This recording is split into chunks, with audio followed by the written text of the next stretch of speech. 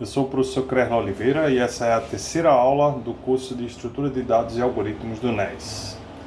Hoje nós vamos falar sobre design de algoritmos. Muito bem.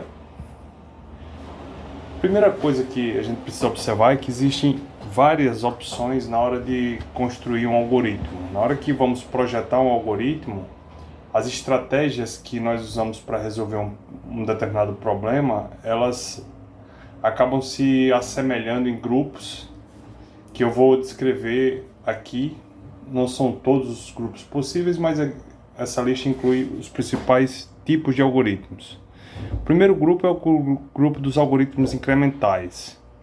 Esses algoritmos, eles constroem a solução do problema que você está querendo resolver passo a passo. Então, a cada etapa do algoritmo, ele agrega um pouco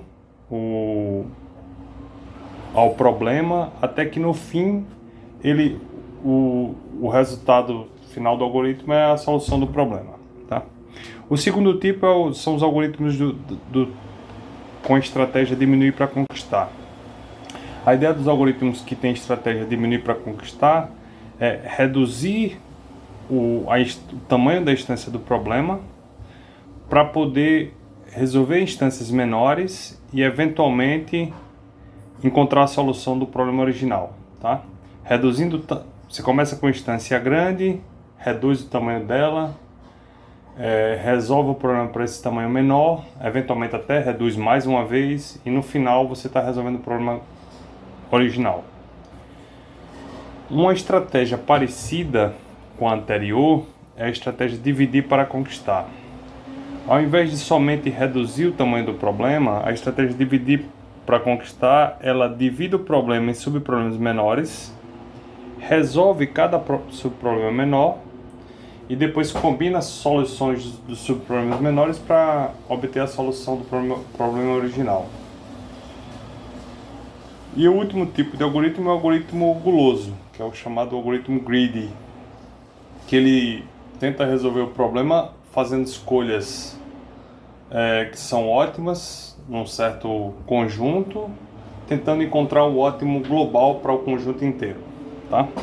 Então a gente vai dar exemplos e discutir esses 4 tipos de algoritmos nessa aula. Muito bem, vamos começar com a primeira estratégia de design, que é a estratégia incremental. Então, como eu já falei, ela constrói uma solução passo a passo, adicionando gradualmente os elementos até que o problema seja resolvido. Nós já discutimos algoritmos que usam estratégias incrementais, né? Um exemplo clássico desse algoritmo é o algoritmo de insertion sort, de ordenamento por inserção. Esse algoritmo insertion sort, como é que ele atua?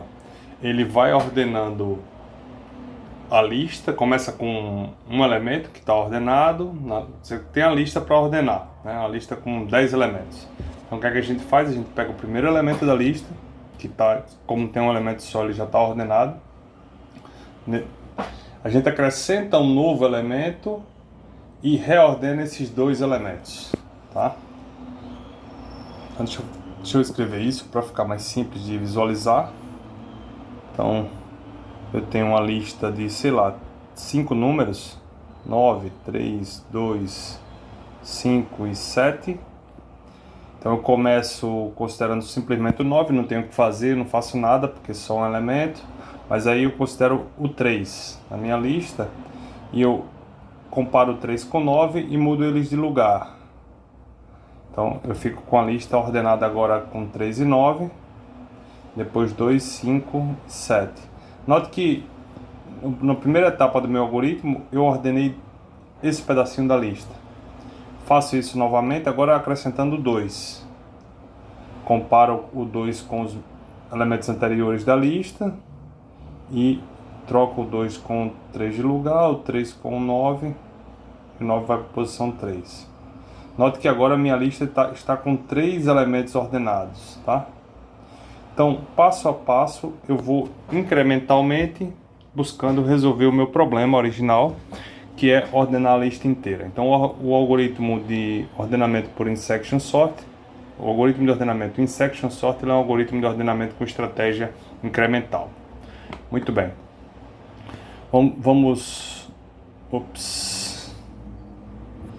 Vamos relembrar o pseudocódigo do insection sort, né?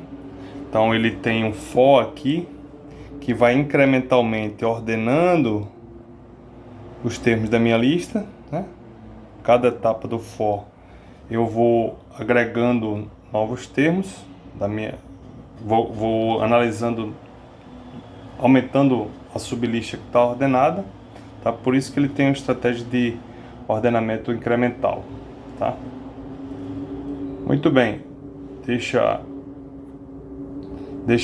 apresentar agora outra estratégia de design, que é a estratégia diminuir para conquistar. A estratégia diminuir para conquistar é diferente da dividir para conquistar, que eu ainda não expliquei, vou explicar e vai ficar clara a diferença. Como é que funciona a estratégia de diminuir para conquistar? Eu reduzo o tamanho do problema, né? Eu reduzo o tamanho do problema a uma instância menor, mas de modo que seja o mesmo problema, tá? Resolvo essa instância menor e em seguida uso a solução da instância menor para resolver o problema original. Então, o exemplo clássico desse algoritmo é o algoritmo de busca binária, tá? Primeiro, deixa eu descrever como é que funciona o algoritmo de busca binária, né? A entrada do algoritmo de busca binária é uma lista ordenada.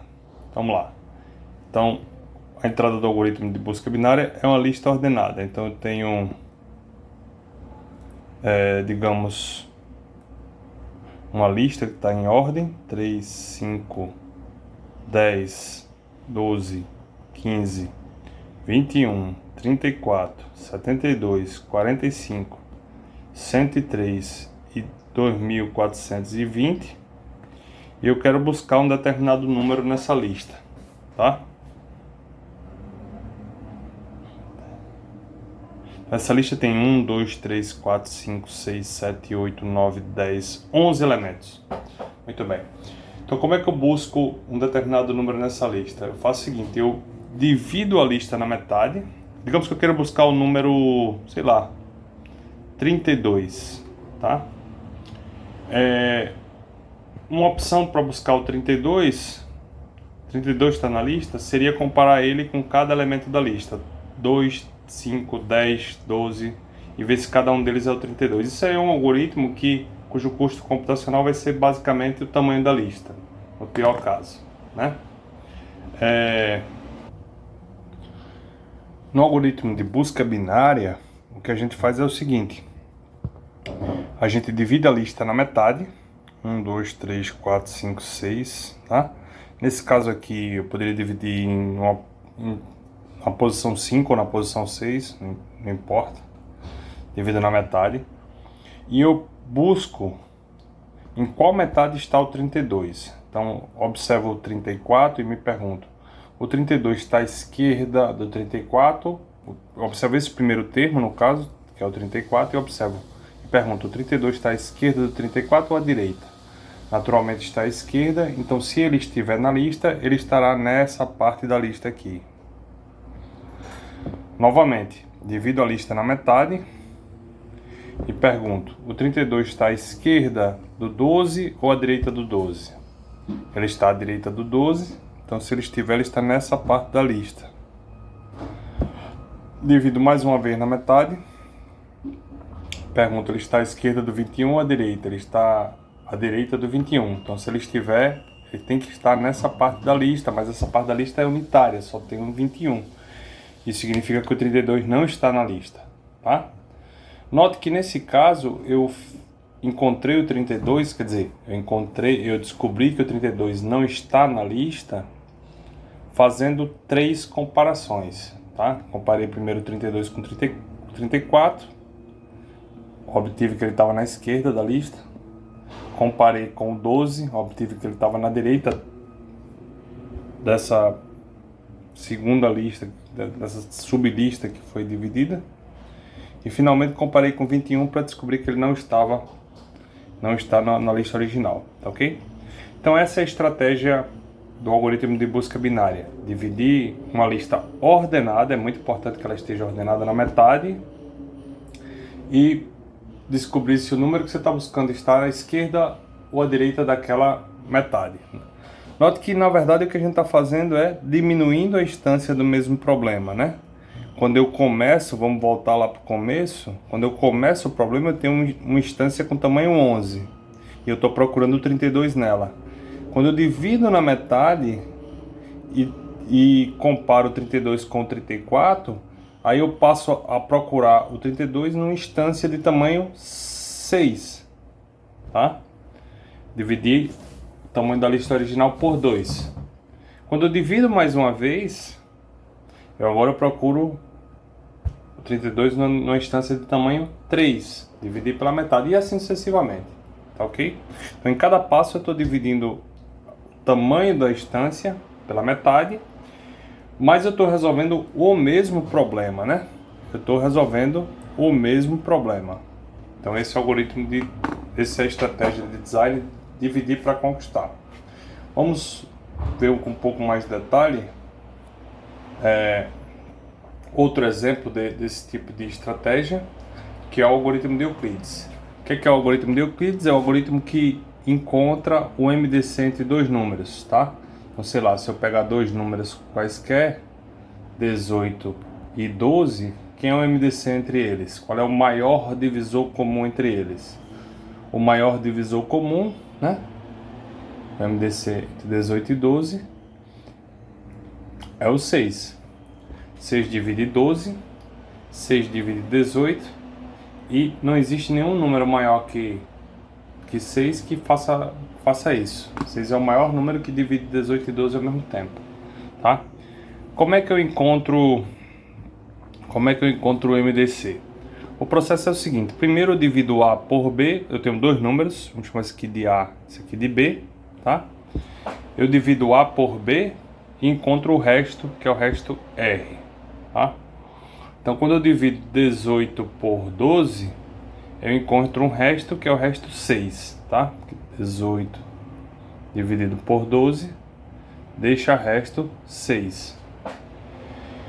Então agora, né, eu vou usar o seguinte fato: o MDC entre A e B é igual ao MDC entre B e o resto da divisão de A por B, entre B e R, onde R é igual a A módulo B, ou seja, o resto da divisão de A por B, tá?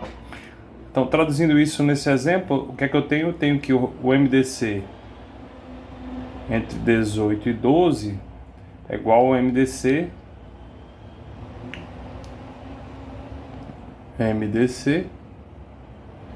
entre 12 e 6, tá? E agora eu divido 12 por 6 e encontro o resto 0. Quando eu encontrei o resto 0, eu paro, e significa que esse número aqui, o menor número, é o MDC. Tá legal? Então o algoritmo, o processo que ele executa é exatamente esse: divide A por B, obtendo o resto R. Se o resto for 0, você tem o máximo divisor comum, que é B. Caso contrário, eu troco o A por B e o B por R e repito o processo, tá? Note que nesse algoritmo eu estou resolvendo um problema só em instâncias cada vez menores. Pergunta: qual a quantidade de operações para números de tamanho n? Qual é o número máximo de operações que você executa começando com dois números de tamanho n, tá? Para o vídeo, pensa um pouco no assunto. Ok, se você já pensou no assunto, a gente vai discutir em aulas futuras que o custo computacional desse algoritmo é da ordem de log do mínimo entre A e B, tá? A gente não vai provar isso agora, mas a gente vai voltar a discutir isso mais para frente. Tudo bem? Então vamos lá. Vamos para o terceiro tipo de design, que é... Aliás, vamos falar um pouco do pseudocódigo desse algoritmo. Então, o algoritmo de Euclides, ele começa, na entrada são dois números, A e B, tá? Enquanto B é diferente de 0, troque A por B, né? Troque A por B aqui. Calcule o resto da divisão de A por B. Primeiro calcule o resto da divisão de A por B. Tá? Depois troque A por B. E troque B por R. Tá? E repita isso. Calcule novamente o resto da divisão de A por B, troque A por B, troque B por R, isso até B ser igual a zero. Quando B for zero, devolva A e A vai ser o MDC entre os dois, tá? Porque B é zero e A é o último resto que aparece na divisão, tá?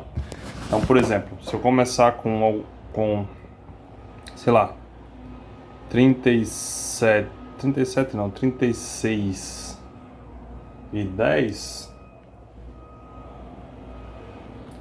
que é um MDC entre 36 e 10 é igual ao MDC entre 10. Eu divido 36 por 10, que dá resto 6. Troco o A por B, ou seja, 36 por 10, e troco 10 por 6. Agora eu divido 10 por 6, dá resto 4. Troco A por B e troco B pelo resto. Novamente divido mais uma vez. 6 por 4 dá resto 2. Troco A por B, seja 6 por 4, e troco B pelo resto, que é 2. E agora divido 4 por 2, deixa resto 0. Tá? Então troco A por B, B por 0. E esse aqui é o MDC entre os números. Tá? Muito bem. Vamos falar agora de uma estratégia de design que é conhecida como estratégia greedy, né? Ou em português, numa tradução não literal, estratégia gulosa. Então, como é que funcionam os algoritmos que usam uma estratégia de design gulosa? Eles buscam maximizar algum tipo de problema e encontrar a solução ótima para um determinado problema. E para encontrar essa solução ótima, eles tentam encontrar soluções que são localmente ótimas, tá? Então, você quer resolver um problema global, um problema que envolve muitas possibilidades. Então, você tenta encontrar as melhores possibilidades locais e espera que depois de muitas possibilidades, depois da escolha das possibilidades locais certas, né? Depois de muitas delas, você encontra uma possibilidade global, tá? Então vamos dar um exemplo de algoritmo greedy com o problema do troco, tá? O problema do troco é o seguinte problema. Digamos que você tenha um troco para dar a alguém, tá? Você é dono de um mercadinho e deseja dar um certo valor de troco, e você precisa você quer minimizar o número, você quer minimizar o número de cédulas que você dá para a pessoa, tá? Então, sei lá, eu vou dar um troco de R$70, eu poderia dar 70 moedas de R$1, mas ao invés disso eu vou dar uma de 50 e uma de 20, por exemplo, tá? Então a solução 2 é uma solução melhor que a solução 1. As duas resolvem, dão o troco, mas a solução 2 ela dá o troco com menos cédulas, tá? Então vamos fazer essa discussão com um exemplo, tá? Então o problema é dado o valor de troco, encontrar o número mínimo de moedas para fazer esse troco usando um conjunto fixo de denominações. Denominações são os tipos de moeda que você pode usar, tá? Então a estratégia gulosa começa com o valor total do troco, nesse caso, por exemplo, 70, seleciona a maior denominação da moeda que não excede o valor remanescente, ou seja, se eu comecei com 70, eu escolho a maior denominação, o maior valor de moeda que não excede o valor de 70, que é 50, tá? E aí repito isso. Seleciono a maior denominação de moeda que não excede o valor remanescente, que no caso é 20, tá? E vou subtraindo até obter o valor total do troco, tá? Então, ou seja, repito isso até que o valor do troco seja 0. Então isso funciona para alguns sistemas de denominações e para outros não, tá? Por exemplo, para sistemas canônicos, como a gente usa, 1, 5, 10, 20 reais, etc. Isso funciona, tá? Vamos dar um exemplo desse problema com um troco igual a 63 e com um sistema de denominações dados por cédulas de 1, 5, 10, 20 e 50 unidades, tá? Então eu quero dar o troco de 63 unidades e eu posso usar cédulas de 1, 5, 10, 20 e 50. Eu assumo sempre que eu tenho um número ilimitado aí, um número arbitrariamente grande de cédulas de cada denominação, tá? Então eu vou começar e o objetivo é minimizar o número de cédulas. Então eu começo usando a nota da maior cédula, maior denominação menor que o troco, que no caso é 50. Subtrai de 63, resta 13. Em seguida eu busco qual é a denominação que é menor que 13 e que é maior possível. No caso aqui é menor que 13 e maior possível é a denominação 10, então eu uso a nota de 10. Subtrai de 13, sobra 3. E agora eu repito 3 vezes a denominação 1 até chegar no resto 0, tá? Então eu uso 5 cédulas, uma de 50, uma de 10 e 3 de 1, tá? Essa abordagem, ela está assumindo que você pode, tá? Que você consegue resolver o problema. Tá? Como eu falei, nem sempre você consegue resolver. Uma última estratégia para design de algoritmos que a gente vai falar hoje é a estratégia de dividir e conquistar. Ela é uma estratégia bastante comum, tá? Parece muito. E ela consiste no seguinte, em dividir o problema em vários subproblemas. Tá? Começo com um problema de tamanho n e divido em vários subproblemas de tamanho menor que n. Em seguida, eu resolvo os problemas, os subproblemas, às vezes até de modo recursivo. E finalmente, eu junto os problemas para obter o problema maior. Tá? Então eu divido, conquisto e depois combino. Tá? Quando eu divido, uma das coisas interessantes na maioria dos algoritmos de dividir e conquistar é que esse processo de dividir recursivamente acaba me dando um problema tão pequeno que eu consigo resolver às vezes na força bruta. Tá? Isso vai ficar claro no exemplo a seguir. Então, o exemplo a seguir é um algoritmo de ordenação muito importante chamado Merge Sort, tá? Ou algoritmo de ordenação por intercalação. Pode traduzir isso por intercalação, tá? Intercalação. Então, como é que funciona o algoritmo Merge Sort? O algoritmo Merge Sort, como eu falei, é um algoritmo que usa a estratégia dividir para conquistar. Então, a primeira coisa que o algoritmo faz é dividir, tá? Então, você começa com instância de tamanho n, uma lista de tamanho n que não está ordenada necessariamente. E aí você divide essa lista em duas sublistas, uma de tamanho n sobre 2 e outra de tamanho n sobre 2. Tá? Os n sobre 2 primeiros e os n sobre 2 seguintes. E aí você aplica o algoritmo Merge Sort a essas listas menores. Tá? E ao fim, você combina as listas obtendo uma lista ordenada, tá? Essa combinação aqui, essa combinação que eu estou chamando de merge, é um algoritmo que é chave nesse processo, tá? Que eu vou discutir ele à parte. Ele é um algoritmo que, dado duas listas ordenadas, ele intercala essas duas listas, tá?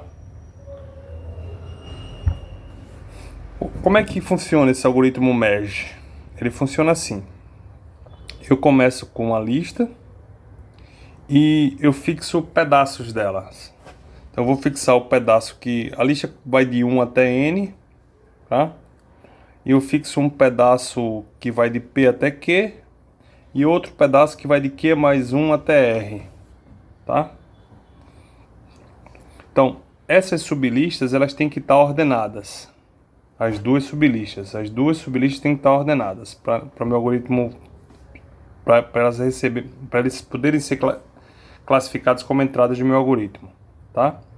Então, o meu algoritmo recebe uma lista que tem duas sublistas ordenadas, né? E parâmetros P, Q e R que determinam essas sublistas ordenadas, tudo bem?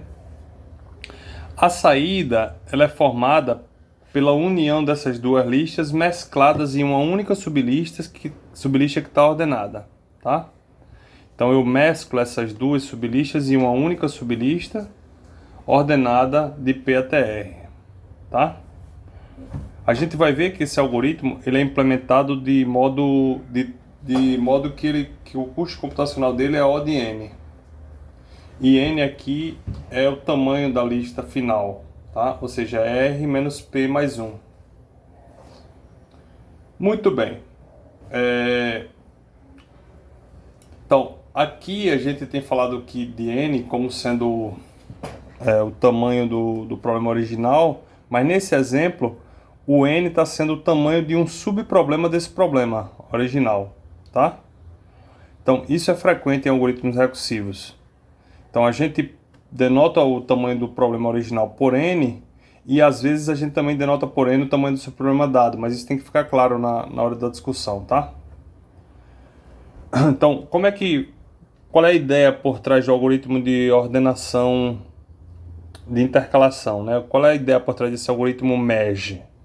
Então, eu vou dar um exemplo aqui colocando duas listas. Você coloca duas... a ideia é a seguinte, ao invés de listas, vamos pensar em cartas. Eu coloco duas pilhas de cartas que estão ordenadas, tá? Com as maiores cartas embaixo. E aí, eu quero, a partir dessas duas pilhas ordenadas, eu quero construir uma terceira pilha que junta as duas pilhas ordenadas numa nova pilha ordenada, que contém as cartas das duas pilhas. Como é que eu faço isso? Eu pego as duas pilhas, olho para as duas cartas de cima, vejo qual é a menor carta e escolho essa carta para começar a minha pilha original e boto ela com face para baixo, por exemplo, tá? Depois eu pego as duas seguintes, olho qual é a menor, né? Então eu começo com as duas cartas do topo, escolho a menor das duas, removo, e aí eu tenho uma nova carta do topo que aparece, tá? E coloco essa carta que foi escolhida com a face para baixo na pilha de saída, tá? E vou repetindo esse passo básico até que uma das pilhas de saída estejam vazias, tá? Uma vez que essa pilha uma pilha de entrada. Uma vez que essa pilha de entrada ela tá vazia, eu pego a outra pilha que ainda não está vazia e coloco todas as cartas com face para baixo, tá? Note que nesse caso aqui, cada passo básico leva um tempo constante, já que eu faço uma verificação das duas cartas do topo, né? E eu tenho um número máximo de passos que é da ordem de N, onde N é o número de cartas nas duas pilhas de entrada, tá? Então vamos fazer isso aqui com um exemplo, sei lá, vou pegar a primeira pilha novamente, agora eu vou sair das cartas e vou entrar nos números. Vou pegar a primeira pilha como sendo 3, 7, 9. E a segunda pilha vai ser o 2, o 5, o 6 e o 22. Pronto, duas pilhas. Então, a partir dessas duas pilhas eu vou gerar uma terceira pilha. Como é que eu gero essa terceira pilha? Eu pego as duas do topo, 3 e 2, e pergunto qual é a menor. A menor é o 2, tá? Então o 2 vem pro fundo da pilha. Tiro ela, tá? Em seguida eu pergunto agora qual é a menor. A menor é o 3. Então o 3 é a carta seguinte. Tiro ela. Agora eu pergunto qual é a menor. A menor é o 5. Boto 5. Tiro ele. E agora o menor das duas é o 6. Boto 6. Tiro ele. E agora 7. Boto 7. 9. Boto 9. E aí a minha pilha ficou vazia. Digamos que aqui ainda tivesse o 22 e o 32. Se a minha pilha esvaziou da esquerda, não tem jeito, eu coloco o 22 e o 32 aqui e completo minha ordenação, tá? Então é assim que funciona esse algoritmo de mesclagem. Eu pego duas pilhas de entrada e a minha pilha de saída é a união dos números das duas pilhas que estão ordenados, tá? Muito bem. Sabendo como é que funciona o algoritmo de mesclagem, de intercalação, né, o merge, como é que a gente faz para aplicar o merge sort, né? Ele vai dividir as duas listas, ele vai dividir a lista original em duas sublistas, na verdade em várias sublistas, porque ele vai fazer isso recursivamente. Ele ordena as sublistas individualmente e ele sai mesclando as sublistas para construir uma lista maior ordenada. O tempo total de execução dele, vocês vão ver que vai ser ordem de n log de n. Mas ele tem uma coisa negativa, porque ele vai precisar de um espaço adicional para guardar uma lista auxiliar, que é da ordem de n, tá? Então, se eu tiver uma lista com 1000 números, o espaço alocado de memória dessa lista, ele vai, além do espaço alocado para essa lista, ele vai precisar do mesmo espaço para outra lista, que vai ser auxiliar, tá? Então vamos ver como é que isso aparece. Vamos para esse exemplo. Então eu começo o meu algoritmo com a entrada 38, 27, 43, 3, 9, 82, 10. Aí o primeiro passo é dividir a lista na metade.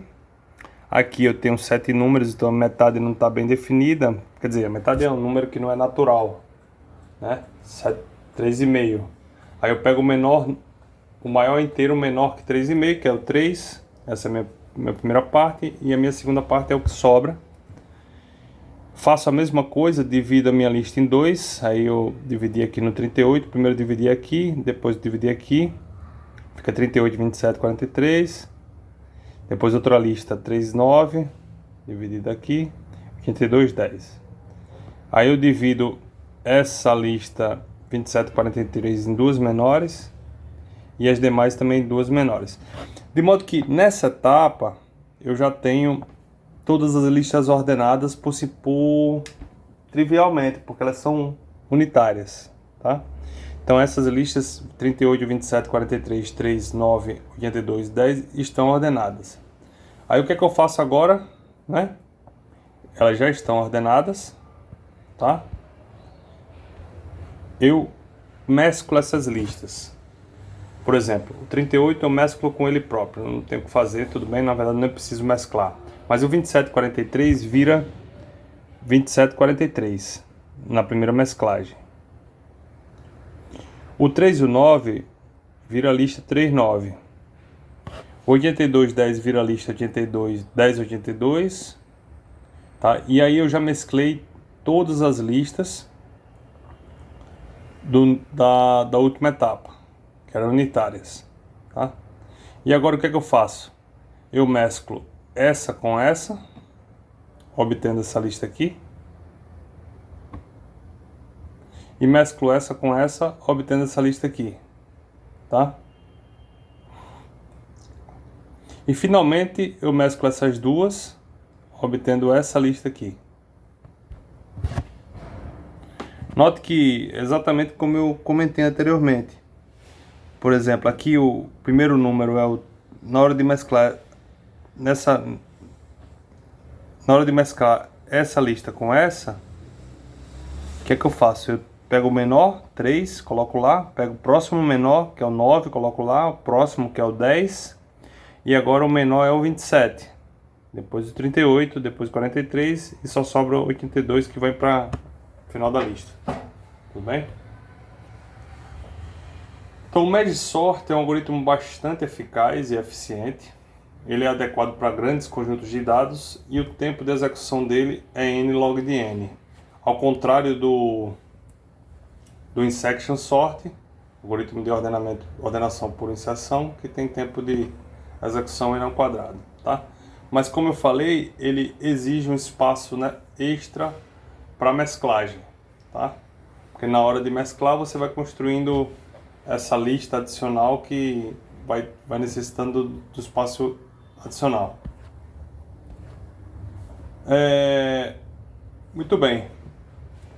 Isso pode ser ruim, né?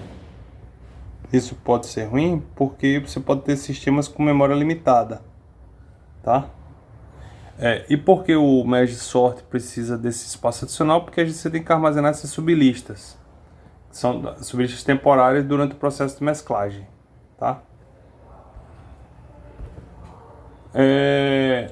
Muito bem. Acho que isso já mencionei que o custo de combinar, o custo do processo de combinar duas listas é a soma do tamanho das listas, tá? Então, deixa eu justificar porque o custo do Merge Sort é n log de n, né? Veja, naquele caso eu comecei com a lista. Então deixa eu voltar para o slide do exemplo, né? Por que o custo do Merge Sort é n log de n, tá? Vejam só. Nesse caso aqui, deixa eu apagar esses comentários para tornar isso aqui mais claro, tá? Nesse caso aqui, o que acontece? Eu divido minha lista em várias sublistas até chegar nessas sublistas unitárias, muito bem, e armazeno elas na memória adicional, que tem tamanho n, onde n é o número de elementos, tá? Muito bem. E aí o que é que eu faço? Para cada, deixa eu anotar aqui as listas no formato de árvore. Então eu tenho a lista 38, eu tenho a lista 27, talvez aqui que eu vou precisar de um pouquinho mais de espaço. Então eu tenho a lista 38, tenho a lista 27, lista 43, a lista 82, 10, 3 e 9 que eu esqueci.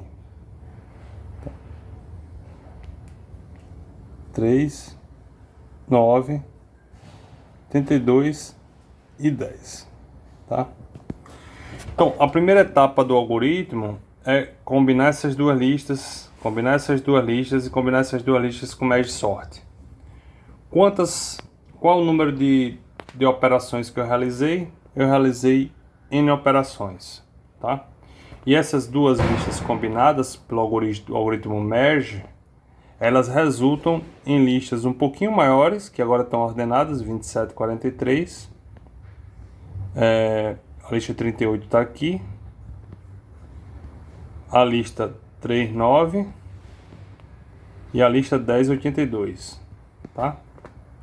E aí o que é que eu faço? Eu combino novamente essas listas, essa com essa e essa com essa, usando mais N